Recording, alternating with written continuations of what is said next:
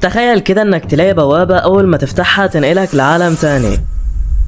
لا ومش بس كده، ده كمان بتحولك من شخص تخين الناس كلها بتتنمر عليه لشاب جميل مفيش منه. تخيلت؟ طب يلا بينا نبدأ الانمي. في احدى الايام كان في شاب كاره حياته وكاره الدنيا كلها. ماشي كده، الشاب ده اسمه يويا، بيشوف 3 من البلطجية وهم بيحاولوا يقربوا من بنت غصب عنها. الواد بيروح عليهم وبيقول لهم سيبوها، محدش يكلمها. العيال وقتها ما استحملتش شكله وقالت له انت مالك اصلا. نزلوا فيه ضرب، الواد عمال بينضرب من كل حتة ومش مرحوم نهائي. البنت استغربت من اللي بيعمله علشانها ووقفت مصدومة وخايفة عليه. الشرطة بعدها بتعرف باللي حصل وبتيجي. العيال بتخاف منهم وبيطلعوا يجروا، بيحاولوا يفوقوا في يويا. الواد بيقوم فعلا وبيقول لهم ما تقلقوش عليا انا بخير، وبعدها بيسيبهم ويمشي من المكان كله. البنت بعدها بدأت تبصله نظرات اعجاب كده وشكلها نظرها ضعيف يا صديقي. المهم يويا وهو ماشي بيحكي لنا همومه، بيقول من وانا صغير كان شكلي وحش جدا، كل الناس بتقول عليا شبه الخنزير بالظبط، حتى ابويا وامي كانوا دايما بيتنمروا على شكلي. هو ده العادي معاهم اصلا علشان اخواتي الصغيرين كانوا اجمل مني. بس لما كبرت ودخلت الاعدادي الموضوع اتغير والناس ما عادتش بتتنمر عليا قد كده، بقوا بيضربوني على طول لمجرد بس ان شكلي مش عاجبهم. ومفيش حد كان بيحبني غير جدي، كان على طول بيهتم بيا وبيفرحني بكلامه. بس للاسف هو دلوقتي كمان مات وكتب البيت ده باسمي، وانا عايش هنا بشتغل جنب المدرسة بعد ما ابويا وامي تخلوا عني. يا ابني كفاية قطعت قلبي. بعدها يويا بيروح المدرسة وبيلاقي كل اللي فيها برضه بيعيبوا على شكله، بياخد نفسه وبيكون هربان منهم ومن تنمرهم عليه. ولكن العيال دي ما بتسيبوش، بيقولوا له على فين يا يويا، انت ما تعرفش انك كيس الضرب بتاعنا ولا ايه؟ بيفضلوا يضربوه فعلا لحد لما بيتكسر نهائي. اخوه واخته كانوا عمالين بيتفرجوا عليه في الوقت ده وكانوا في قمة السعادة. انا عارف انه صعب عليك زي ما صعب عليا يا صديقي، بس اقسم لك بالله اللي جاي هيصدمك. المهم يويا بيرجع بيته بيطلع له علبة اندومي كده ياكلها. الشوربة بتعكس شكله فبيتقرف وما بيرضاش يكمل، حتى الاندومي بتنمر عليها صديقي. بيقوم كده بعدها وبيبص على شكله في المراية، ما بيستحملش،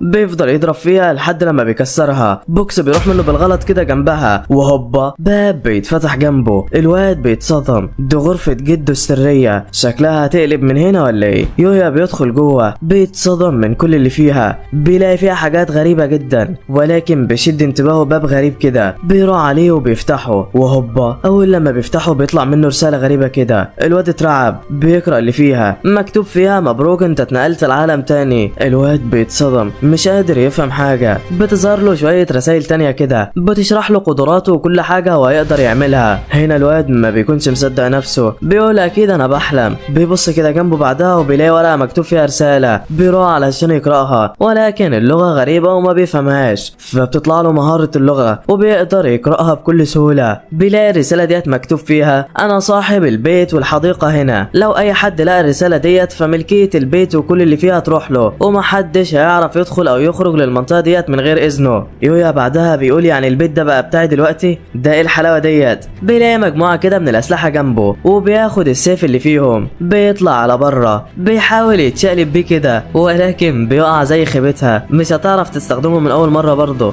ولكن وقتها رسالة بتظهر له وبتقول له مبروك عليك كسبت فن المبارزة. بيقوم وبيجرب السيف بعدها وبيلاقي نفسه بقى بيعرف يستخدمه. بياخد بعدها كام سلاح كده وبيتعلم كل الحركات بتاعتهم، بيطلع خزنة الادوات بتاعته علشان يعين فيها الاسلحة ديت. ولكن مرة واحدة بيسمع صوت وحش بيهجم عليه. الواد بيترعب وبيقول خلاص انا كده هموت، بس الوحش ما بيعرفش يكسر الحاجز ويدخل وبيفضل يهابهب زي الكلب من بره. يويا وقتها كانت ايده بترتعش وبيحس انه لازم يرمي البتاع اللي في ايده ديت علشان يقتل الوحش بيها، وهوبا بضربة منه بيشق الغول اللي قدامه، بيخرم بطنه وطاقة الغول ده كمان بتروح له وبيظهر له ادوات كده. الادوات ديت هتزود خبرته، بياخدها وبيرجع علشان يروح على بيته. ولكنه بيلاقي فلوس كده بتظهر قدام البوابة اللي هترجعه، ودي بقى الفلوس نتيجة لقتله للوحش ده وهينفع يستخدمها في العالم بتاعه كمان. ده ايه الحلاوة ديت؟ ده انت كده المفروض ما عدتش تشتغل اصلا. المهم بعدها بيرجع على البيت بتاعه علشان ينام، ولكن بيحس بحاجة غريبة في جسمه، ما بيديش للموضوع أهمية وبعدين بينام. ويا دوب بينام من هنا هنا بيصحى يويا جديد خالص من هنا. ايوه والله يا صديقي، هو التخين من شويه. يويا بيحس ان هدومه وسعت عليه وما بيديش برضه للموضوع اهميه. بيروح علشان يبص على شكله في المرايه ولكن ما بيلاقيش مرايه. بيفتكر ان هو اللي كسرها يعني، وبيقول احسن انا اصلا كده كده كنت مقروف من شكلي. ما انت لو شفت شكلك دلوقتي هتقول يا ريتني ما كسرتها. ما علينا.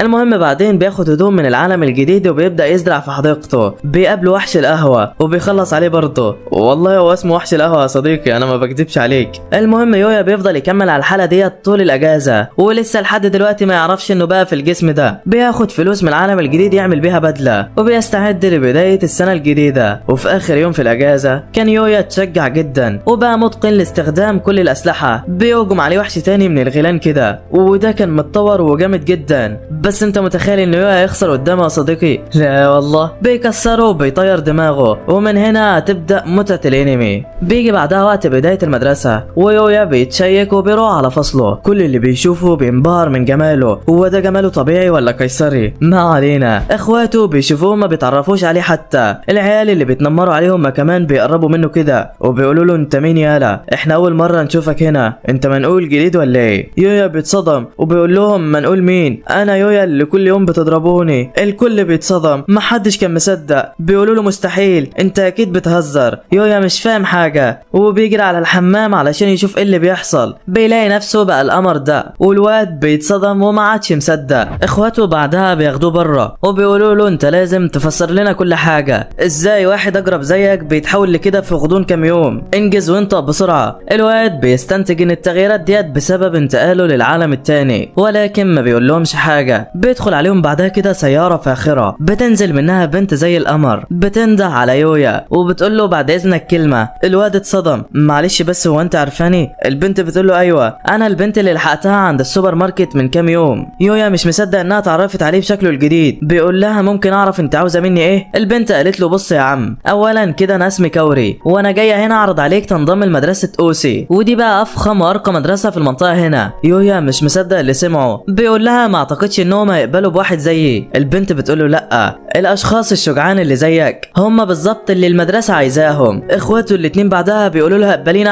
احنا عندنا مهارات كويسه واشطر منه واذكى منه في كل حاجه. البنت قالت لهم في احلامكم انا عارفه كل اعمالكم القذره وما بترضاش توافق تضمهم. بتاخد بعدها يويا معاها في العربيه وبتوصله على المدرسه. بيدخل على المدير وبيتكلم معاه. المدير بيقول له انا مش عارف اشكرك ازاي على انقاذك لبنتي، بس كبدايه يعني انا حابب انك تنضم للمدرسه بتاعتي. يويا بيقول له بس انا مش هنفع، انا ما عنديش موهبه زي كل الناس اللي هنا. المدير قال له لا. ففي وقت لما كانت كوري محاطه بالعصابه وهيضربوها، الكل كان واقف ومحدش يتحرك علشان ينقذها غيرك. احنا محتاجين الاشخاص النضاف اللي شبهك في المدرسه هنا، وما تقلقش هي هتعجبك جدا. يويا بيسمع الكلام وبيتاثر. المدير بعدها بيقول له كعربون شكر على انقاذك لبنتي، رسوم المدرسه هتكون عليا، وانا عارف ان الموضوع هيكبر لو شرحت اكتر من كده، فانت هتقضي اليوم النهارده في المدرسه ديت وفي اخر اليوم هتقولي على رايك. فيويا قال له خلاص تمام. بعدها الباب بيخبط وبيدخل منه المدرسه ديت واسمها سواده بالمناسبه. بيعرفوا المدير بيها وبيقول له ديت اللي هتاخدك على الفصل بتاع النهارده، خدي بالك منه بقى. فبتقول له اتفقنا. بتاخده على الفصل فعلا ويويا بيستنى بره. هي بتدخل جوه بتعرف الطلاب ان في طالب جديد هيقعد معاهم النهارده. بتقول لي يويا ادخل، والواد كان واقف بره وقلقان جدا بيدعي ربنا يسترها. بيدخل بكل شجاعه بيعرف بنفسه للطلبه، والعيال كلها انبهرت من جماله وما تكلموش. يويا ما كانش فاهم ان دي نظرات اعجاب وواقف محروق جدا. بيدخل يقعد على الدكه الاخيره، والبنت ديت بتطلع كتابها علشان يبص معاها وشكلها تحلو من هنا يا صديقي. بعد المحاضره بقى البنات كلها بتتلم عليه بتحاول تتعرف بيه. الواد مش عارف يرد على مين ولا مين. بيلاقي واد كده بيلحقوا ما بينهم بيقول لهم سيبوه يرتاح، ده اول يوم لسه، وبالمناسبه ده اسمه ريو. بياخد يويا على المطعم وبيوري له الاكل اللي فيه. يا نهار ابيض يا صديقي، ده الاكل هنا ببلاش. الواد حرفيا مصدوم بيقول ايه كل الاكل ده؟ دي الجنه اكيد. ريو بيقول له بلاش هبل يا عم ويلا ناكل. بيقعدوا مع واحد تاني كده اسمه شينجو وبيتعرف التلاته دول على بعض، ويويا حب المكان جدا وارتاح للناس اللي فيه. بيكمل اليوم في المدرسه بسلام، واخيرا بيروح بعدها على المدير. بيقول له انا عارف اني ما استحقش الدراسه هنا، بس بعد ما شفت الطلبه والناس الجميله هنا انا بقيت حابب اكون طالب عندكم. المدير بعدها بيوافق على كلامه وبيقول له انا اكبر منك وعندي خبره كتيره، وبقول لك ان الاشخاص اللي زيك هم اللي جديرين بالمدرسه ديت، وانت كده بقيت طالب فيها وبشكل رسمي. يويا بيفرح جدا بالكلام وبعدين بيمشي. بيقابل كوري بره، بتاخده علشان تروحوا. بيتمشوا سوا جوه الاسواق ديت. البنت عسل بشكل غير طبيعي، بتعرفوا على كل الاماكن، والواد حرفيا مش مصدق. بيشوف مطعم كده وبيشتروا منه شويه حلويات، ولكن وهم قاعدين بياكلوا يويا بيسال كوري وبيقول لها انت ازاي اتعرفت عليا بالرغم من ان شكلي اتغير. البنت بصت له باستغراب كده، قالت له تقصد ايه يعني؟ يويا قال لها انا كان وزني زايد جدا ومتاكد اني اتغيرت كتير، انت بقى ازاي عرفتيني يا ستي؟ ردت عليه كوري وقالت له عينيك البريئه ديت بالرغم من ان وزنك خف جدا لسه جميله وبريئه زي ما هي. الواد بيتحرك جدا يا صديقي، وشكل العلاقه ما بينهم بدات في التطور. بعدها بشويه بياكلها بقى من الايس كريم بتاعه، والبنت وشها بيحمر، بتاكله برضه من بتاعتها، وشكل الحب بقى متبادل يا عمي. كل اللي كانوا قاعدين في المكان ده كان عاجبهم الوضع، وحرفيا ما شالوش عينيهم عنهم. وبعدها بيخلص اليوم، يويا بيرجع على البيت وبيجهز نفسه علشان يدخل العالم الجديد. بيلبس بدلته القتاليه وبيبدا في قتل الوحوش، بيجمع الموارد والدنيا اخر روقان. بس بعدها بيلاحظ ان مستواه بدا يزيد بشكل ابطأ جدا، فبيفتح باب المزرعه لاول مره وبيقرر يدخل جوه الغابه. ولكن فجاه بيسمع صوت صريخ فيها. الواد بيجري على مكان الصوت ده، بيلاقي جثث كتيره في الغابه، وغول عملاق بيهجم على بنته وشكله هيقتلها. الواد بيجري على الغول ده وبيحدفه برمحه. الغول بيصد الضربه، وهوبا يويا من فوق بيديله رجل بتعجنه. جامد يا ابني والله. الواد بعدها بيروح على البنت علشان يشوف مالها، ولكن الغول بيفوق من وراه بيضربه. يويا بعدها بيجمع كل شجاعته، بيهجم على الوحش تاني، بيطير من فوقه وبيطلع القوس وبيغربله. الغول بيصد هجماته، ولكن الواد بعدها بيطلع سيفه التاني وبيشقه النصين. عظمه على العظمه يا ابني. بعدها بيروح على البنت، ولكن بيلاقيها بتفتح عينيها بالعافيه. بيسمع بعدها شويه من الجنود بيدوروا عليها، فبيخبي نفسه، بيسيبهم يلحقوها وبيمشي. ومن هنا هتبدا المغامرات يا معلم. فجهز فشارك وحط اللايك بتاعك ويلا نكمل الحكايه. وتاني يوم كان يويا قاعد كده في البيت بتاعه، بيبص على هدومه، بيقول القميص ده بفضل الاحصائيات بتاعته ما بيتوسخش، بس مش حلوه كل يوم افضل لابسه، هروح المول اشتري منه شويه هدوم. وبالفعل بيجهز نفسه، بيروح على المول علشان يجيب لبس ليه. ولكن واثناء ما كان ماشي كان جماله لفت انتباه كل الموجودين. الناس مش قادره تشيل عينيها عنه. الواد وقتها بيتحرج وبيحس ان شكله في حاجه غريبه. بيقول معقوله الناس ديت مقروفه تبص لي؟ انا لازم اخد اللي عاوزه بسرعه وامشي. هو غلبان ومش عارف انهم معجبين بيه. ما علينا يعني. المهم في نفس هذه الاثناء في المول برضه كان في فوتوغرافر مشهور جدا اسمه هيكارو، كان عامل جلسه تصوير في الوقت ده لاتنين من المشهورين. البنت جت بدري وجهزت وكل حاجه، ولكن الواد لسه ما جاش. المدير متعصب وعمال يزعل الكل علشان الواد متاخر. بيقول لهم اهم حاجه في الشغل انك تكون ملتزم بمواعيدك، وطالما الواد ده مطنشنا وشايف نفسه فانا لازم اشوف غيره. هتشوف غيره ايه يا عم؟ ده صعب تلاقي حد عادل في المول ده. المدير بيقول لهم مالكمش دعوه انا هتصرف. في نفس هذه الاثناء كان يويا بينقي في شويه هدوم كده وبيختار حاجه تليق عليه. بيدخل عليه بنتين كده بيعرضوا عليه المساعده. العيال دايبه في جماله. يويا مش عارف المفروض يعمل معاهم ايه، بيرفض مساعدتهم بكل ادب، وبعدها بيسيبهم وبيمشي. بيروح على السلم وبينزل من عليه كده هيكارو. في نفس الوقت ده كان واخد السلم اللي جنبه وطالع، بيشوفه ما بيصدقش عينيه. ده ايه الجمال ده؟ هو ده اللي انا عاوزه. بيلحقه بيقول له على كل حاجه، بيقترح عليه يصور معاهم النهارده. فيويا اول ما بيعرف ان هو محتاج مساعده بيوافق. بدا يصور هو وميو. فعلا الاتنين جمالهم هبل الناس في المول، كله حرفيا ساب اللي في ايده وقعد يتفرج على الامارات دول. يويا طبعا ما كانش فاهم حاجه ومحروق من البنت جدا، والصور كل لما تتحرك فيها هتطلع احلى يا صديقي. بيفضلوا يصوروا طول اليوم، والواد بدا يلاحظ ان وظيفه عارضين الازياء صعبه جدا ومش زي ما كان فاكرها. المهم بقى في نفس الاثناء ديت في العالم التاني كانت البنت اللي يويا لحقها فائت عماله بتفكر فيه. بتقول انا متاكده اني شفت الشخص اللي لحقني، انا لازم اشكره. الحراس بيقولوا لها تشكري ايه يا ستي؟ مفيش حد عايش في المنطقه اللي هناك ديت اصلا. البنت قالت لهم لازم اروح برضه. في نفس الاثناء بقى في المول كان يويا قاعد مع ميو عمالين بيتكلموا. انتهت جلسه التصوير وبدا يتكلم معاها، بيسالها ازاي انت كويسه في الشغل كده؟ انا ما شفتش حد احسن من كده. البنت قالت له انا مش كويسه ولا حاجه، كل حاجه بتيجي مع الاستمرار والسعي لهدفك، وانت لو كملت في الشغل كده هتكون احسن مني بمراحل. الواد وقتها بعدها بيفرح جدا من الكلام ده. ميو بعدها بتديله منديلها علشان يمسح العرق بتاعه. يويا بيشكرها على عرضها وبيقول لها ده منديلك انتي ومش هينفع اخده منك. في نفس الاثناء ديت بيوصل شو على المكان او الولد اللي كان المفروض يصور معاها، متكبر جدا وواثق من نفسه زياده عن اللزوم. البنات اللي في المكان اول لما شافوه قعدوا يصوتوا من الفرحه، والواد طبعا بيتغر. بيروح بعدها على ميو بيحط ايده على الجدار قدامها، بيقول لها انت ما بترديش عليا ليه؟ مش قلنا هنخرج مع بعض ولا ايه؟ البنت محروقه جدا ومش قادره تعمل حاجه. الواد هو كمان داس على منديلها. يويا شافه اتعصب، راح عليه بيقول له البنت مش عاوزاك تقرب منها، ابعد شويه يلا. شو بيتعصب منه وبيقول له انت مالك اصلا؟ بيروح علشان يديله بالبوكس في وشه ويبعده، ويويا قام ماسكه من هنا ورزعه في الارض قدام الكل. عاش يا ابني والله. الواد بعدها اتحرق وكان في نص هدومه، والبنات اللي كان عاجبها شكله اتشدد بيويا اكتر وما عادش حد معبره. تخيل بقى ان هيكارو هيسكت هو كمان يا صديقي؟ لا والله، راح عليه كده وقال له بص يا عر انت، كل اللي حصل كان متصور معانا ومن النهارده انت مالكش شغل معايا، يلا امشي من هنا. الواد وقتها ولع من الاحراج وطلع بره بسرعه ومشى. والمدير بعدها راح على يويا علشان يشكره، قال له هو على طول كان مفكر نفسه جامد وبيشتم في الكل، شكرا على اللي انت عملته. ميو هي كمان شكرته علشان انقذها وكانت في قمه السعاده.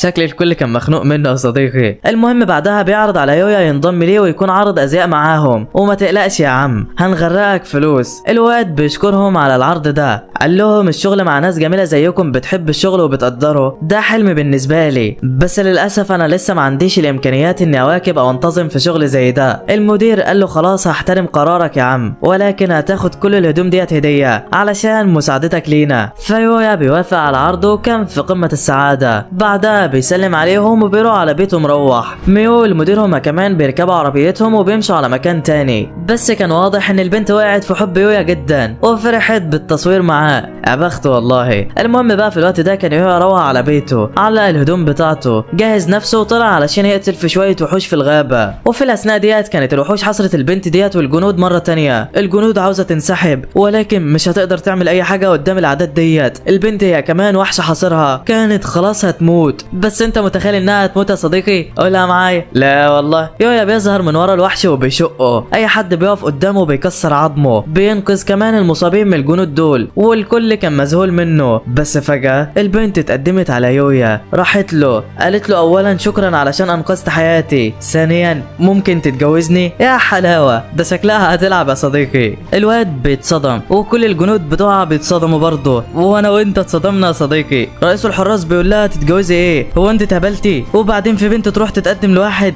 ده الدنيا تشقلب حالها خالص. البنت تسكت؟ لا والله. راحت على يويا اكتر وقالت له انا اول مره شفتك حبيتك، اعتبروا حب من اول نظره. ولسه هيكتروا في الكلام فيويا بياخدهم على بيته، بيعمل لهم الواجب وبيبداوا يعرفوا بنفسهم. البنت اسمها ليكسيا وهي اميره دوله سيليا ودول الجنود بتوعها. يويا اول لما بيعرف انها اميره بيترعب، بيقول لها معلش لو اخدت راحتي في الكلام معاكي، انا ما كنتش عارف. البنت قالت له ولا يهمك يا باشا، قلبي في ايدك كماشه. بتقرب من يويا اكتر، بتقرب اكتر وبتقول له ها قررت تتجوزني ولا لسه؟ يويا بيقول لها والله مشاعرك ناحيتي حاجه تفرحني، بس انا لسه ما بفكرش في الحوار ده. ليكسيا بتقول له عندك حق فعلا، اي قصه حب لو كانت سهله كده في البدايه ما بيكونش ليها طعم. انا مش هسيبك برضه، بس خلينا نبدا كصحاب في الاول، موافق تكون صاحبي؟ فالواد بيتحرك كده وبيقول لها ليه الشرف يا قمر انت. البنت بتفرح وبعدها بيقرروا يرجعوا على القصر. قائد الجنود بعدها بيقول ليويا ان هو عاوز يروح معاهم على القصر، وده لان الملك عاوز يشكره على انقاذ بنته. بس يويا بيرفض طلبه وبيقول له انا اسف بس خليها مره تانية. قائد الفرسان بيقول له تمام وبعدها بيمشي. وليكسيا هي كمان بتمشي، بتقول له يا راكبه في العربيه المره الجايه هتحبني. يلا سلام، والله يكون في عونك يا يويا. في نفس هذه الاثناء كان الشخص ده قاعد وزعلان جدا، وده لانه كان باعت جنود علشان يقتلوا ليكسيا،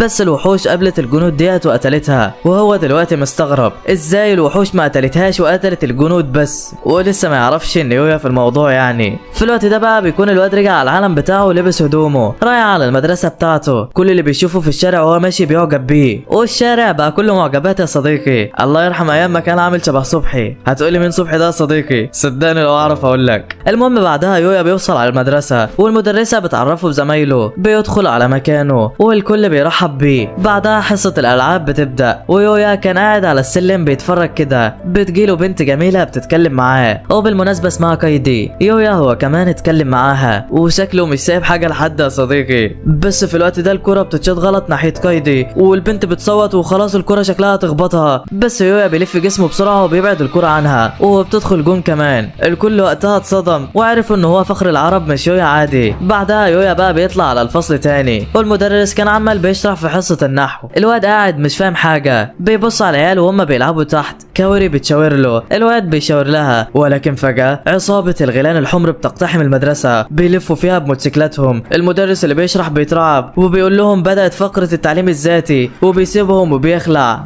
مدير المدرسة وكمان كان راح مشوار والعيال بتستغل ان هو مش هنا. كاوري وقتها بتقف قدامهم لوحدها وبتقول لهم انتم ايه اللي بتعملوه ده، ودخلتم المدرسة كده ليه اصلا؟ اخوات تنجن قالوا لها علشان ننتقم منك، انت واحدة استهزأت بينا، اخدت اخونا ودخلتيه على الاكاديمية ديت، مع انها حلمنا احنا، والانتقام من واحدة زيك مفيش احلى منه. كاوري بتقول لهم بس الشرطة كمان شوية وهتيجي. قالوا لها بس هياخدوا وقت عما يوصلوا، وما تقلقيش هتكون اتخطفتي. بيأمروا بعدها شوية من العصابة انهم يخطفوها. البنت واقفة مش عارفة تعمل حاجة. في الوقت ده يويا كان في الدور الرابع بيتفرج ومش فاهم ايه اللي بيحصل. بيقرر يروح عليها ويلحقها، بس مرة واحدة رجله بتقف عمالة ترتعش. بيفتكر العيال دول وهم بيتنمروا عليه قبل كده ومش قادر يعمل اي حاجة. الدنيا بتلف حواليه وكان هيقع من طوله، بس بيرزع نفسه بالقلم علشان يفوق. بيقول انا كده تمام وهنقذها. بيروح على الشباك وبينط منه. العيال كلها مش مصدقة، ده الدور الرابع يا ابني. يويا بينزل زي الاسد بيكسر عظم اللي قبله. اللي بعده بيفادي الكل بسرعته، ولكن في عجل كبير بيقف قدامه بيقول له وريني هتهرب مني ازاي. بياخد الوضعية بينقض على يويا بكل قوته. تخيل بقى ان يويا يحصل له حاجة يا صديقي، قولها معايا. لا والله. بيثبته وبيقول له وقتك خلص معايا. بيرميه ورا وبعدها بيروح على كاوري وبيلحقها. زعيم العصابة بيتعصب بيهجم عليه بالموتوسيكل بتاعه. يويا بيفادي الهجوم بس الواد مش سهل برضه. بيحاوط يويا بيكون خلاص هيخبطه، ولكن بيزح لفوق بسرعة. زعيم العصابة ما بيقدرش يتحكم في الموتوسيكل بتاعه وبيترمى جنب اخواته. ورسميا البطل يويا خلص على عصابة الغيلان لوحده. بعدها الشرطة بتوصل وبيقبضوا على كل اللي واقف. كاوري هي كمان حست انها دايخة كده، ويويا جرى عليها ولحقها، والبنت كانت في قمة السعادة. في الوقت ده بقى اخوات يويا كانوا متعصبين علشان انضربوا وقعدوا يشتموا في عصابة الغيلان. الزعيم بيسمعهم بيمسك الواد ده وبيخنقه من رقبته. اخته بتحاول تدافع عنه ولكن بيديها رجل بترميها ورا. الواد كان عمال يصارع، كان خلاص هيموت، ولكن محدش برضه بيساعده. زعيم العصابة بيضغط عليه اكتر، ولكن هوبا مرة واحدة يويا بيوصل بيرمي زعيم العصابة بايده، بيلحق الواد منه. زعيم العصابة بيقوم بسرعة علشان يضربه، بس يويا بيبصله بصة كده بيخليه يعملها على نفسه وعلى وضعك يا جامد. بعدها اخوه بيسأله وبيقول له انت لحقتني ليه؟ انا ما استحقش اللي انت عملته علشاني. يويا قال له بس انا ما اقدرش استغنى عن حد من عيلتي، اهم حاجة انك دلوقتي بخير. العيال بعدها بتعيط والمشهد كان مؤثر جدا. بعد كام يوم بقى يويا بيرجع على العالم الجديد، بيجهز نفسه علشان هيطلع يصطاد في الوحوش ويعلي مستواه. يعني بيلم حاجته فعلا وبيدخل جوه الغابة اكتر، بيقتل وحوش اكتر، بيخلص اللي بيعمله، بيعين اسلحته، بيكون خلاص هيمشي. ولكن فجأة بيسمع صوت نباح كلب جاي من الغابة. بيروح هناك علشان يلحقه. بيبص بيلاقي خنزير كبير كده بيضربه، والكلب ده مش قادر عليه ولا عارف يعمل حاجة. يويا بعدها بيبص على احصائيات الخنزير ده، بيلاقيها اعلى منه بكتير جدا. عاوز يساعد الكلب ولكن مش هيقدر يعمل حاجة، بيكون خلاص هيمشي. ولكن وقتها بيسمع صراخ الكلب تاني، ما بيقدرش يستحمل وبيقول لو جد مكاني ما كانش هيمشي. بيجمع طاقة في الرمح بتاعه، بيحدفها على الخنزير بأقصى قوته، بيجري كمان عليه بالسيف علشان يقتله، ولكن الخنزير كان مات اصلا. والظاهر ان الاسلحة ديت قوية جدا.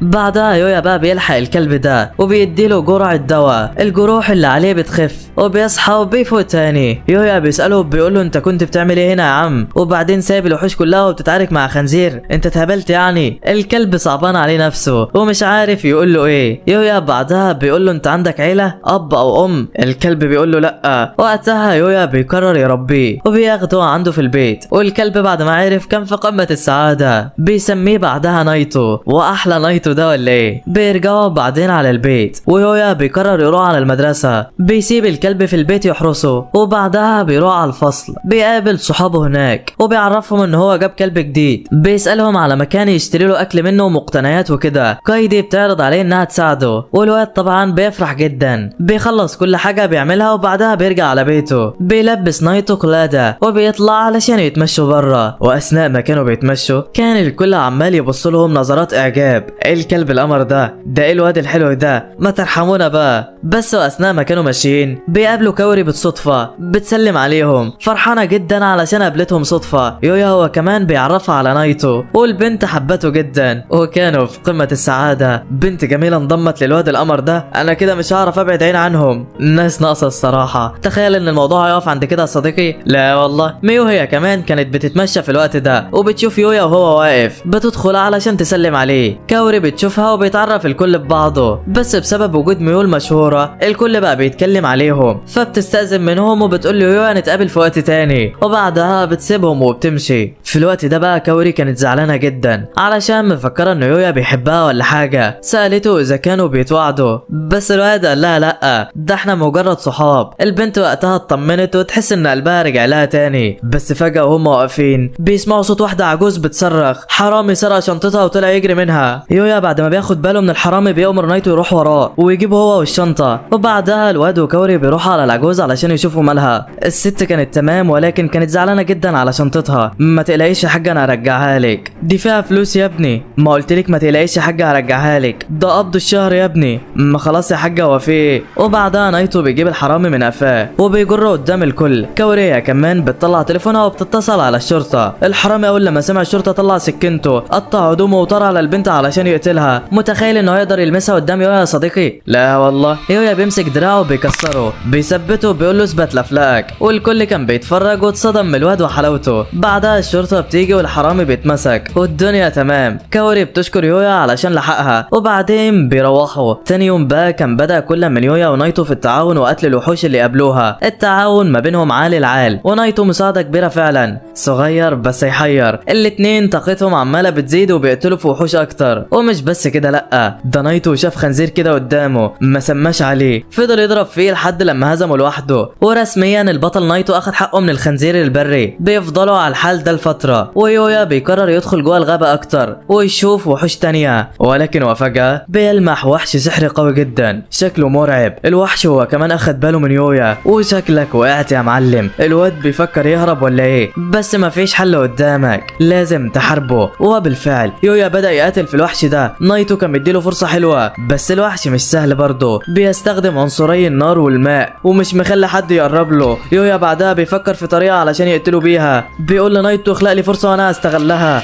بالفعل الكلب استغل صغر حجمه وبدأ يشتت في الوحش ده. نايتو سريع جدا والوحش ما عادش قادر يشوفه، بيطلع نار وبيهجم في المكان بالكامل بس مفيش فايدة. نايتو سريع جدا والوحش مش قادر عليه. الكلب بيهجم على الوحش مرة واحدة وبيقطع جزء من جسمه. يويا هو كمان بيستغل الموقف وبيروح على الوحش وبيقتله. وبكده الثنائي بتاعنا انتصر على الوحش السحري ده ومستواهم كمان علا. بيقولوا كفايه كده النهارده بقى ويلا علشان نروح. بس فجأة بيظهر لهم كهف مخفي في المكان ده. يويا بيقرر يروح ويشوفه. بيدخلوا فعلا والنار قادت لوحدها جنبه. بيوصل اخر الكهف ده بيلاقي جثه هناك، بيقرب منها بيشوف كتاب سحري كده مكتوب عليه الناسك. بيفتحه وهوبا الواد بيتصدم. بعد ما يويا فتح الكتاب اتصدم من اللي مكتوب جوه. الكتاب ده مش طبيعي، لا ده بيتكلم مع يويا كأنه شخص وعارف هو عاوز ايه وبيتمنى ايه. بيقول له يويا بعدها اتمنى اي حاجه عاوز تتعلمها وكل حاجه عنه هتتكتب هنا. يويا وقتها بيتمنى كتاب عن السحر. الكتابه بتتغير وبيصبح كتاب سحر فعلا،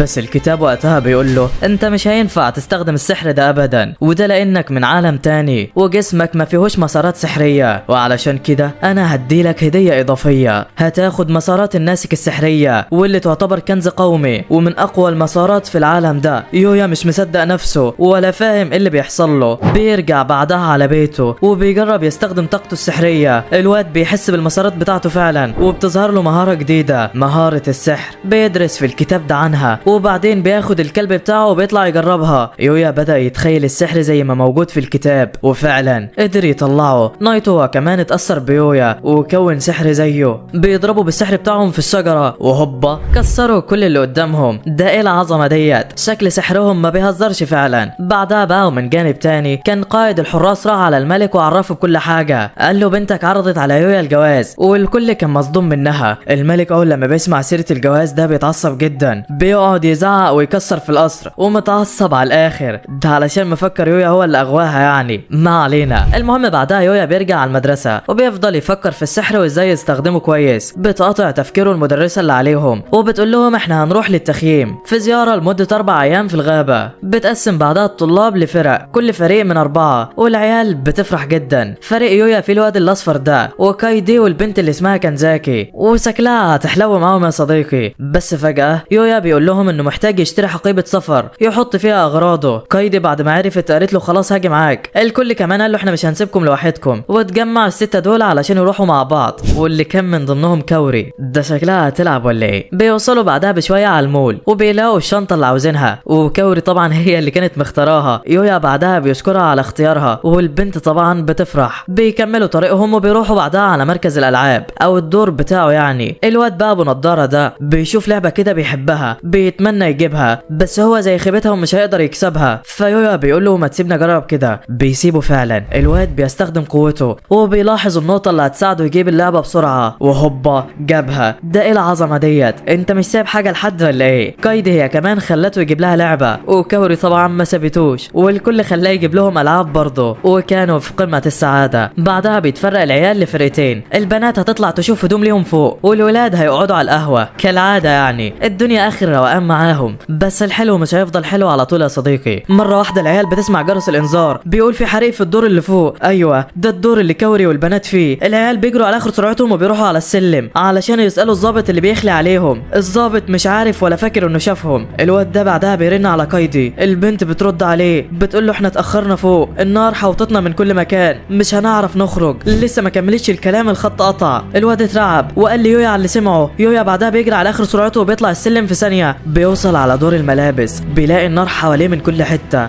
بيفكر يعدي وينقذهم باي طريقه، بس مفيش فكره في دماغه. واخيرا لقيتها. يويا بيستخدم طاقته السحريه، بيطلع هاله من الميه حواليه. الهاله دي هتحميه من النار وهتخليه يعدي وسطها بكل سهوله. بيجري وسط النار فعلا، بيدور على البنات في كل حته. فيا ترى هيلاقيهم ولا ايه؟ في الوقت ده بقى كانت البنات كلها اغمى عليها ومفيش حد صاحي غير كوري. البنت جسمها كله بيوجعها، خلاص الاكسجين قال له هيغمى عليها. هي كمان بتسمع صوت جاي من بعيد، بتغمض عينيها، كانت خلاص هتقع على الارض. بس فجاه الواد لحقها، بيستخدم قدراته بعدها وبيشوف اذا كان لسه اي حد في المكان ده، وبيطلع ما عادش فيه غيرهم. وكده يويا المفروض ياخد الثلاث بنات دول ويعدي بيهم وسط النار. فهل هيقدر يعمل كده؟ والله. الواد بيشيلهم الثلاثه وبيحاوطهم بسحره علشان ما يتاذوش. بيحاول يروح على المخرج يمين ولكن بيلاقيه مقفول. بيروح على المخرج شمال ولكن برضه كان مقفول. هم يتحبسوا هنا ولا ايه؟ لا والله. يويا بعدها بيبص تحت رجله كده بيقول ما عادش غيرك. بيستخدم قوته، بيدمر بيها الارض من تحته، بيفضل يكسر في كل الادوار لحد لما بيوصل للدور الارضي. ده ايه العظمه ديت؟ الشرطه واصحابه وكل اللي واقف كانوا مصدومين من قوته. ده ايه يا ابني ده؟ انت خرمت كل ده ازاي؟ يويا بيخبي عليهم طبعا وبيقول لهم الارض هي اللي اتهدد بيا. الاسعاف بعدها بتوصل وبيغطوا البنات. الدنيا اخر روقان معاهم. ابو كوري بعدها بشويه بيوصل، بيشكر يويا على انقاذه لبنته للمره الثانيه. كوري هي كمان شكرته وكانت في قمه السعاده. بعدها البنت ابوها اخدها في حضنه. يويا شاف المشهد ده واتاثر جدا، وده طبعا لانه ما عندوش عيله ولا اي حد يطمن عليه. بيرجع بيته فرحان وحزين في نفس الوقت علشان هو لوحده. ولكن هوبا بيلاقي نايتو بيجري عليه، بياخده بالحضن رغم انه حيوان اليف وكده، ولكن عسليه الصراحه. وبس لحد هنا بيخلص الجزء الاول بتاعنا. انا عارف انك اكيد عاوز الجزء الثاني يا صديقي، فاكتب لي في التعليقات بقى انك عاوزه. وطبعا ما تنساش اللايك والاشتراك والصلاة على النبي عليه افضل الصلاة والسلام. ويلا سلام سلام سلام.